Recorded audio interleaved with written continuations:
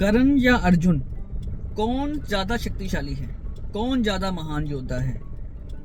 ये इंटरनेट पर आजकल के युवाओं में ये बहस अक्सर चलती रहती है कि कौन ज़्यादा ताकतवर है, कर्ण या अर्जुन।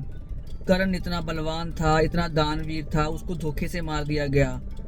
और अर्जुन इतना श्रेष्ठ नहीं था, उसके साथ कृष्ण थे, उसके रथ की ध्वजा में बजरंगबली बैठे थे, तो उसको इतना सपोर्ट था, इसलिए वो जीता। कर्ण को धोखे से मार दिया गया।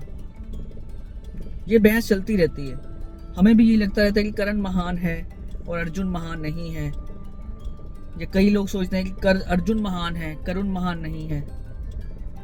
कभी ये सोचा है कि इन दोनों में धर्म और अधर्म की लड़ाई कैसे चल रही थी? कर्ण जो सच को जानता था, फिर भी उसने चुनाव किया अधर्म का, गलत का। और अर्जुन ने नारायणी सेना और नारायण में से नारायण का चुनाव किया था। तो यहां से इनकी महानता शुरू होती है। चुनाव जो है वो बहुत जरूरी होता है जिंदगी में, कि हमने क्या चुनाव किया है। जिसने नारायण को चुन लिया उसने ऑटोमेटिकली महान तो बनना ही बनना है, फिर वो चाहे साधारण सा योद्धा ही क्यों ना हो। उसके आगे कितना भी महान योद्धा आ जाए, वो गलत का साथ है और जो धर्म के साथ है वो जीतेगा। तो इसलिए इस सोच में हम पड़ जाते हैं ना, कि मैं भी पड़ जाता हूँ, आप सब भी पड़ जाते हैं कि धर्म क्या है और धर्म क्या है। कुछ नहीं है धर्म और अधर्म, सत्य और सत्य। हमारा ध्यान किस पर जाता है? कर्ण पर, रावण पर, कंस पर, या और भी जो भी आपको लगता है कि बिल्कुल सही है, उसके अपने लिए लड़ा है या उसके लिए लड़ा है।